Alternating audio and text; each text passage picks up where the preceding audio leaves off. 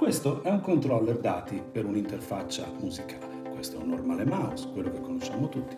E questo, curiosità, è un mouse originale Apple Macintosh del 1984. Questo solo per introdurre il concetto di giusto controllo per i giusti dati.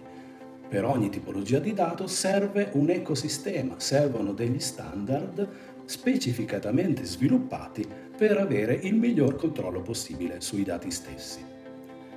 Ed è proprio di questo che parleremo nel terzo incontro di Ilias Espresso con Göran Kattenberg il 18 febbraio alle ore 14, ora centrale europea.